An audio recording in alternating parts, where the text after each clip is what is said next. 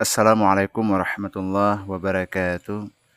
Bismillahirrahmanirrahim. Ilahi anta maksudi wa ridhaka matlubi. Sahabat jejak Sufi Minang dimanapun berada, menelusuri jejak dakwah Syekh Biaung Kusalia yang mulai terlupakan. Siapa yang tidak mengenal Syekh Biaung Kusalia? Seorang sosok ulama besar yang sangat dihormati masyarakat Kabupaten Padang Pariaman. Bukan hanya sebagai sosok seorang alim ulama dan pendakwah, tetapi beliau juga dikenal sebagai seorang wali Allah yang memiliki karomah. Dalam tradisi masyarakat setempat, beliau bahkan mendapat gelar Ungku Kirame, sebuah sebutan yang berasal dari kata karomah dalam bahasa Arab, yaitu artinya sebuah kemuliaan dan keistimewaan yang dianugerahkan oleh Allah Subhanahu wa taala kepada hamba-hamba pilihannya. Karomah yang melekat pada diri Syekh Biaung Kusalia tidak hanya tercatat dalam berbagai kisah yang diwariskan turun-temurun, tetapi juga hidup di tengah-tengah masyarakat hingga saat ini. Nama beliau begitu membekas di hati para ulama dan masyarakat Padang Pariaman. Bahkan tidak sedikit rumah makan Padang yang memasang foto beliau Syekh Biaung Kusalia sebagai wujud bentuk penghormatan terhadap ulama besar yang telah berjasa dalam penyebaran agama Islam di ranah Minang. Namun di balik popularitas nama beliau, masih sedikit masyarakat yang mengetahui secara mendalam jejak perjuangan dakwah yang telah ditinggalkan.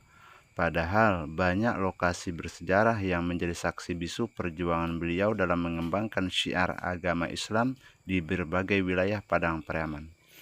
Pada kesempatan kali ini, saya akan menelusuri salah satu lokasi yang mungkin mulai terlupakan oleh sebagian pengagum dan pecinta Syekh Biaung Kusalia.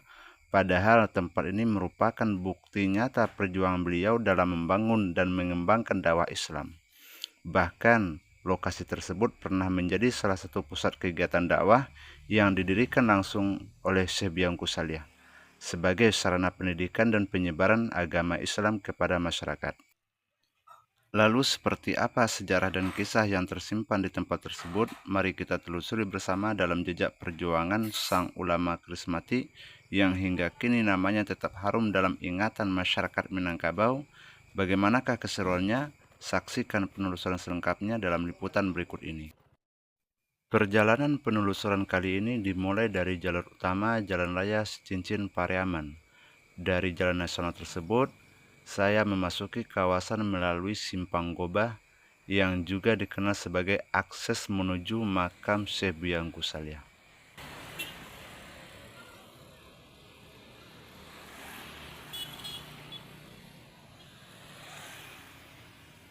Seperti yang kita saksikan, ini adalah gerbang utama menuju makam Gobah Syekh Biaung Kusalia. Dan menurut laporan informasi, lokasi yang akan kita temui itu kurang lebih 300 meter.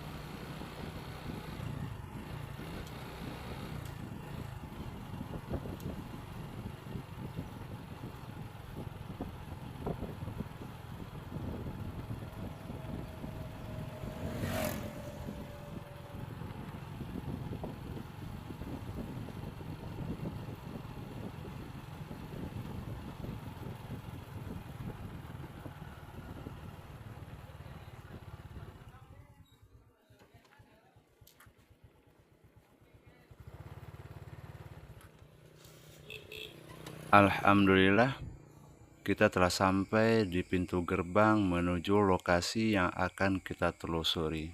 Yang mana lokasi tersebut adalah pusat sentral dakwah Syekh Biaung Kusalia. Ini adalah bentuk gerbang lokasi yang akan kita telusuri. Sementara apabila kita lurus ke depan, kita akan temui makam Gobah Syekh Biaung Kusalia yang kurang lebih sekitar 200 meter. Oke, melanjutkan perjalanan kita masuki gerbang Koperasi Islam Syekh Biangku Saleh. Yang mana lokasi ini sebagaimana yang disebutkan itu adalah pusat sentral dakwah Syekh Biangku Saleh. Dan bagaimana keseruannya tetap di sini di jejak Sufi Minang.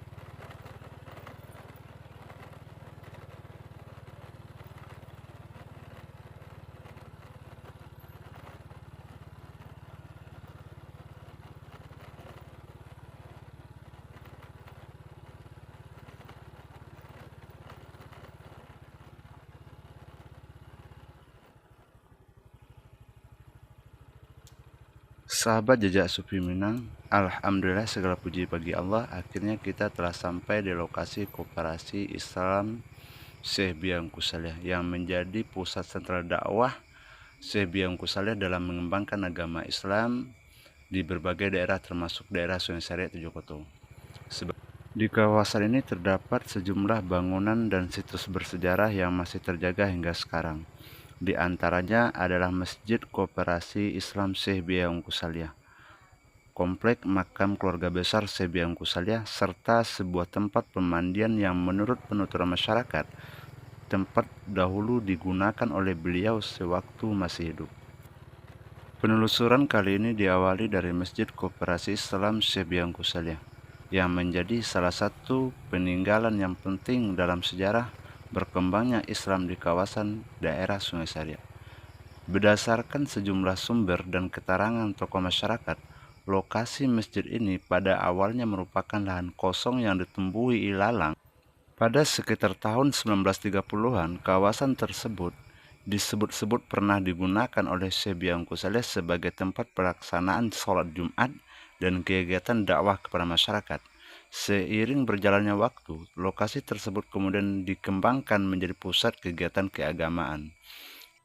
Masjid yang kita saksikan saat ini dibangun secara resmi pada tahun 1986 oleh generasi penerus Syekh Biangku Saleh berserta tokoh masyarakat setempat.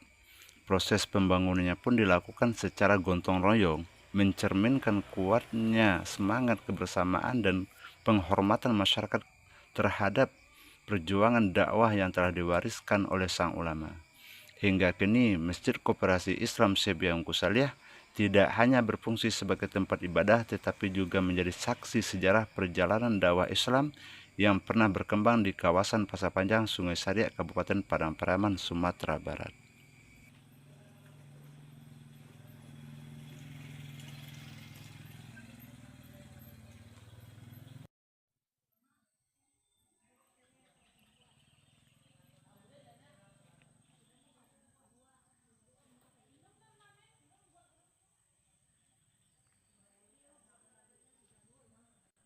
Sebagaimana kita saksikan, ini adalah keadaan kondisi terkini sekitar Masjid Koperasi Islam Pasar Panjang Syekh Biangku Saleh.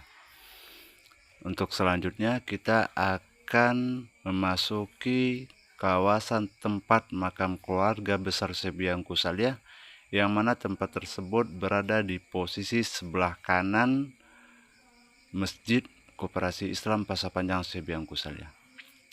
Oke, ini adalah jalan menuju lokasi makam keluarga besar Syekh Biangku Saleh.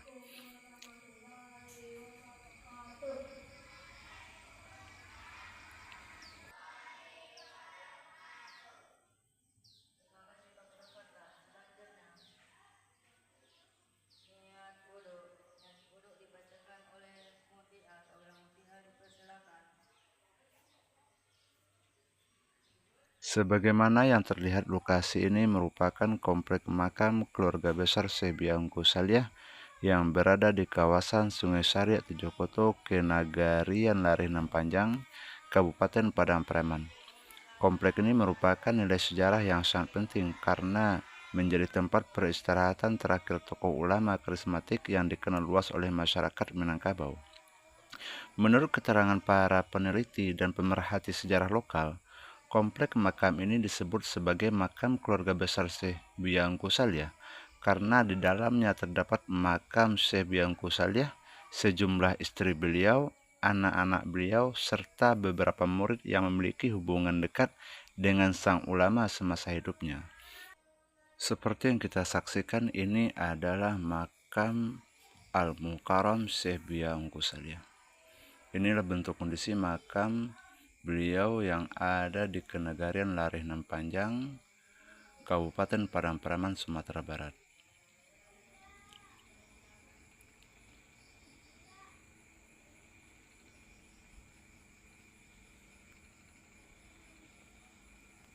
Keberadaan makam-makam tersebut menjadi bukti kuat perjalanan dakwah dan kehidupan keluarga Syekh Biangku Salyah di wilayah Sungai Saryang. Namun demikian, kondisi komplek makam ini dinilai kurang dikenal oleh para peziarah dan pengagum Syekh Biangku Salyah yang berasal di luar daerah. Minimnya informasi yang tersedia mengenai sejarah kawasan ini, termasuk keterkaitannya dalam aktivitas ekonomi umat, mulai melalui koperasi Islam yang pernah dirintis dan dikembangkan di lingkungan Syekh Biangku. Sebagaimana kita saksikan, ini adalah bentuk sekitar lokasi komplek makam keluarga besar Syekh Biangku Salyah. Sepintas, apabila kita membandingkan dengan makam-makam para ulama yang masyhur, makam ini termasuk sangat ironi dan menyedihkan. Minimnya informasi yang tersedia mengenai sejarah kawasan ini, termasuk keterkaitannya dengan aktivitas ekonomi umat melalui koperasi Islam yang pernah dirintis dan dikembangkan di lingkungan Syekh Biangku Salyah, menyebabkan banyak masyarakat belum mengetahui keberadaan situs sejarah tersebut. Padahal, selain memiliki nilai religius yang tinggi, komplek makam keluarga besar Syekh Biangku Salyah juga merupakan bagian penting dari jejak sejarah perkembangan dakwah Islam, pendidikan surau, serta pemberdayaan ekonomi umat di Padang Pariaman. Oleh karena itu, diperlukan upaya pendokumentasian dan penyebarluasan informasi yang lebih intensif agar warisan sejarah ini dapat dikenal, dijaga, dan diwariskan kepada generasi yang mendatang.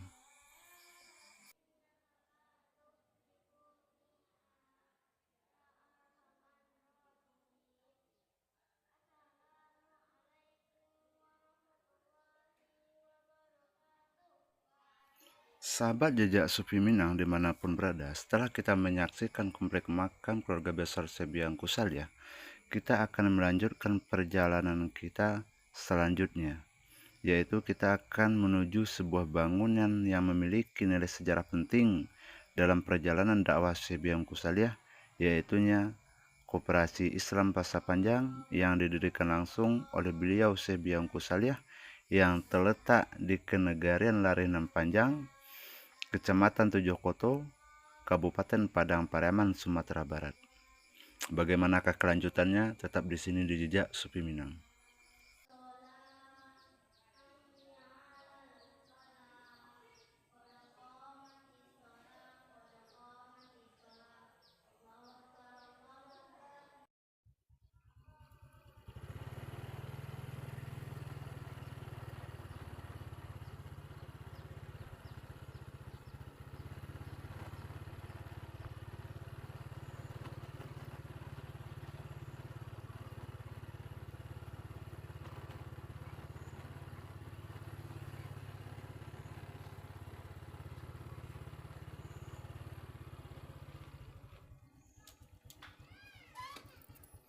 Sahabat jejak Sufi Minang, menurut penuturan salah seorang murid dari Syekh Biangku Salyah yang bernama Haji Syekh Bia Ali Imran Hasan, yang juga dikenal sebagai pendiri Pondok Pesantren Nur Yakin yang tersebar di berbagai daerah di Sumatera Barat, istilah koperasi yang digunakan oleh Syekh Biangku Salyah memiliki pemaknaan tersendiri yang dikaitkan dengan nilai keislaman. Dalam penjelasannya, lafaz kopera disebut berasal dari kata yang dimaknai sesuatu yang tertutup dari perbuatan yang tidak diridhoi atau dalam istilah bahasa Arab disebut dengan kata kafara. Sementara yang lafaz si dipahami sebagai singkatan dari sia-sia, pemaknaan tersebut menggambarkan semangat yang ingin dibangun oleh Syekh Biangku Salih, yakni membentuk sebuah organisasi yang mengarahkan anggotanya untuk menjauhi perbuatan sia-sia dan pemborosan dalam kehidupan sehari-hari. Secara fungsi, Koperasi Islam Pasar Panjang tidak hanya bergerak dalam bidang ekonomi, tetapi juga sebagai sarana pembinaan dan dakwah Islam. Organisasi ini dibangun dengan visi untuk memperkuat nilai-nilai agama dalam kehidupan masyarakat, sekaligus mendorong kemandirian ekonomi umat. Sebagaimana kita saksikan, ini adalah bentuk lokasi atau pekarangan yang ada di sekitar Koperasi Islam Pasar Panjang Syekh Biangku Salih.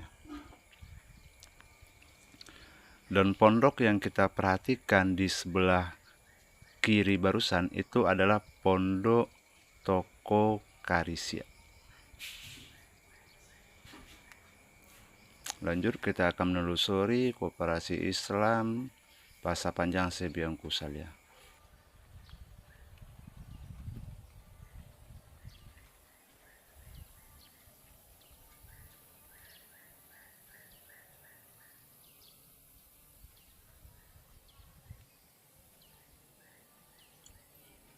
Dan yang kita saksikan sekarang itu adalah bangunan sekolah swasta MTSS, Madrasah Sanawiyah swasta, yang dibangun atau didirikan oleh anak dari Syekh Biangku Salih yang bernama Haji Ahmad Sidi Tuanku Kete, yang mana bangunan ini diresmikan langsung oleh Bapak Bupati yang bernama Dr. Andes Muslim Kasim.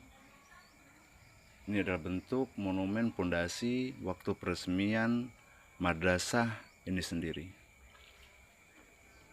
Lanjut ke samping, itu yang kita saksikan adalah barusan dari sisi belakang komplek makam keluarga besar Syekh Biangku Salih, dan di depannya adalah Masjid Koperasi Islam Pasar Panjang Syekh Biangku Salih.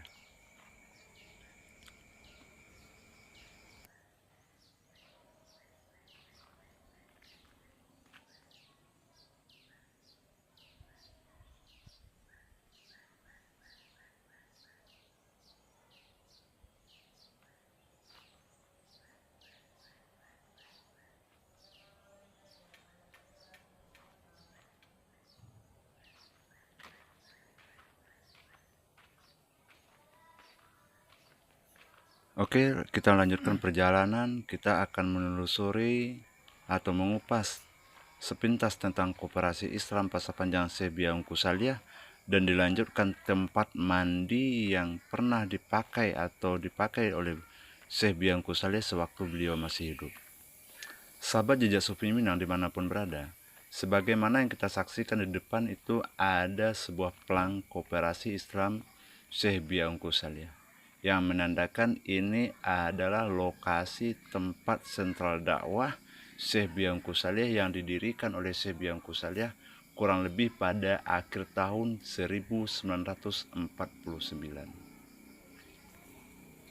Dan di sini kita saksikan ini bacaan bahasa Arab Melayu.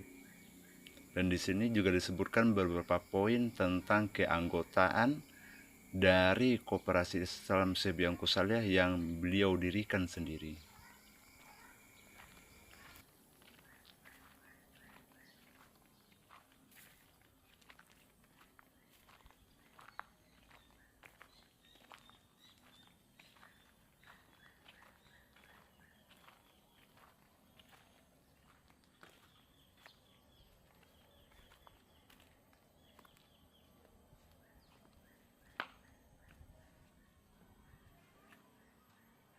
Sahabat Jejak Sufi Minang, berdasarkan berbagai keterangan yang dihimpun dari anggota dan tokoh yang memahami sejarah koperasi tersebut, setiap anggota Koperasi Islam Pasar Panjang memiliki identitas keanggotaan berupa kartu KTA atau kartu tanda pengenal.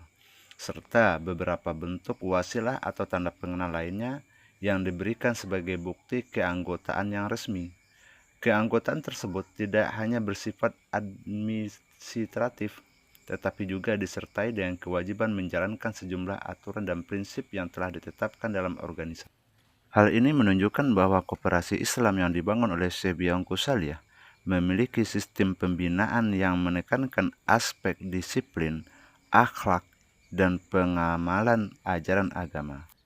Menurut informasi yang berkembang di kalangan anggota, jaringan koperasi Islam Pasapanjang telah menyebar ke berbagai daerah di Sumatera Barat, bahkan hingga ke sejumlah wilayah di luar provinsi.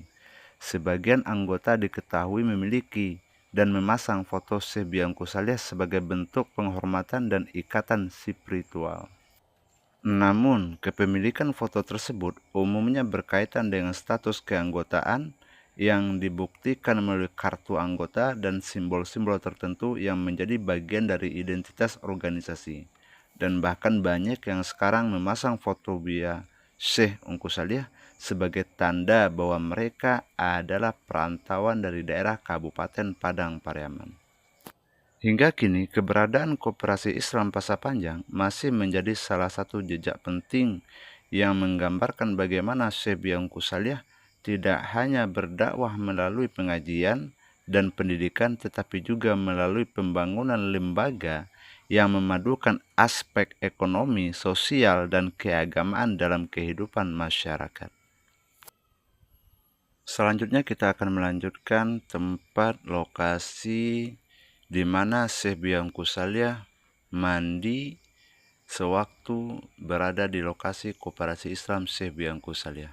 Sebagaimana di video sebelumnya juga disebutkan, Koperasi Islam Syekh Biangku Salih ini juga memiliki 4 buah kamar, yang mana setiap kamar tersebut ditempati oleh istri-istri beliau. Kita melanjutkan perjalanan kita menuju lokasi tempat Syekh Biangku Salih mandi. Oke, tempat lokasinya nggak berapa jauh sih, kira-kira kurang lebih 30 meter atau 100 meter paling jauh. Nah, di sebelah kanan kita melihat ini ada sebuah bangunan.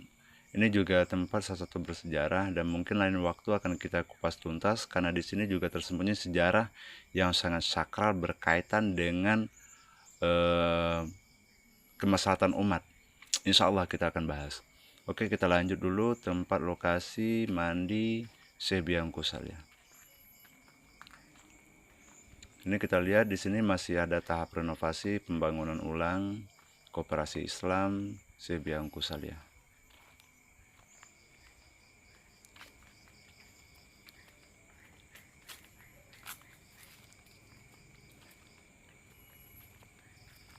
Oke, kita udah hampir sampai di lokasi. Seperti yang kita saksikan di depan adalah tempat mandi Syekh Biangku Salih sewaktu beliau tinggal atau mendiami lokasi Koperasi Islam Pasapanjang Syekh Biangku Salih. Di sini adalah tempat lokasi beliau mandi.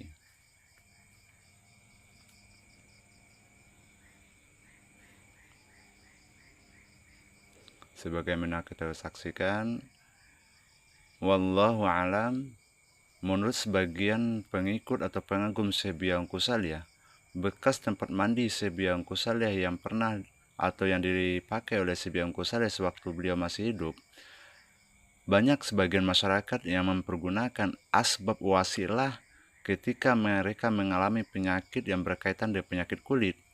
Wallahu alam, atas izin Allah Subhanahu wa taala, ketika mereka merasakan penyakit kulit yang ada di tubuh mereka atau mereka merasakan berupa gangguan yang berkaitan dengan spiritual, dan ketika mereka melaksanakan mandi di sini atas izin Allah Subhanahu wa taala, penyakit tersebut diangkat oleh Allah Subhanahu wa taala. Wallahu a'lam.